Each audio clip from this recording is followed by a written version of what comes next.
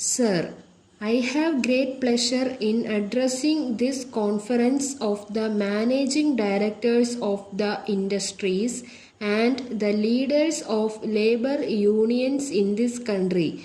I have no doubt that those who are managing the various industries are not only interested in making profits but also in the welfare of those working in their units and the general public who are the consumers. Similarly, the leaders of labor unions are not only interested in the welfare of workers whom they represent but also in the proper working of the companies for the benefit of the people.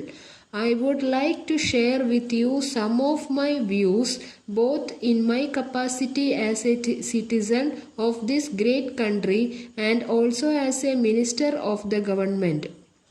In whatever capacity we may be working, it is natural that we work mainly for our personal welfare in the sense that we want to make our children happy. But there can be no doubt that we are basically interested in the progress of the nation and the welfare of the people because as responsible citizens we realize that only when the nation progresses we can progress.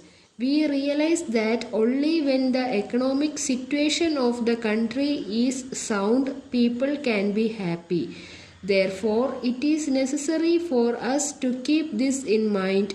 We should also remind our people in all walks of life of this aspect on every occasion. I would appeal to those connected with industries to see that there is no lockout of the factories. I would also appeal to the leaders of labor unions to see that there is no strike in any unit with which they are connected. The reason is this. If a factory is closed for some period, there will not be production during that period and the company will not be earning anything. This will result in the public not getting their essential requirements. The management will be incurring losses and the workers and staff will lose their wages. Ultimately, the economy of the country will be affected to that extent. Therefore, I would request all those concerned to keep this in mind before they decide on a lockout or a strike. I do realize that there may be grievances on the part of workers in the matter of wages, bonus, working conditions and other things. I will not say that all the demands of the workers are unreasonable. Most of them may be reasonable, but the workers should also take into consideration the capacity of the company to meet their demands, however reasonable they may be. They have to realize that the company has to incur expenditure by way of maintenance of the machines, marketing the products and paying the taxes due to the government. In addition to paying the wages of workers, if the management is reasonable in meeting at least some of their demands, the labor must accept whatever the management is willing to do, consistent with the proper running of the unit, and wait for better times when they can press their other demands. On this occasion, I would also appeal to the management to see that as far as possible the demands of the workers are met so that they can work with certain amount of contentment. The management on their part should realize that unless a worker is able to run his family smoothly, he will not be able to devote his attention to his work. The management should also take into consideration the cost of living from time to time and pay the workers suitably.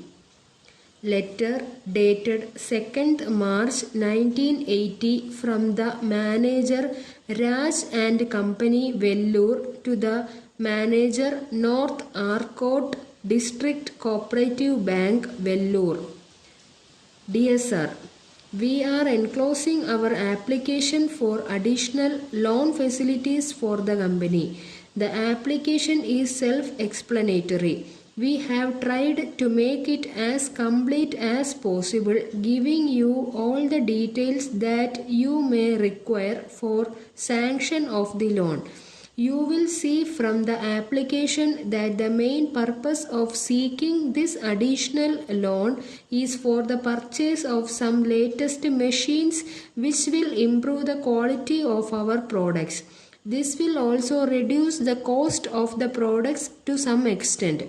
We hope that after going through the application and the balance sheet, you will be convinced that we have done fairly well during the last year in the matter of production and in the matter of sales and in the matter of earning profits also.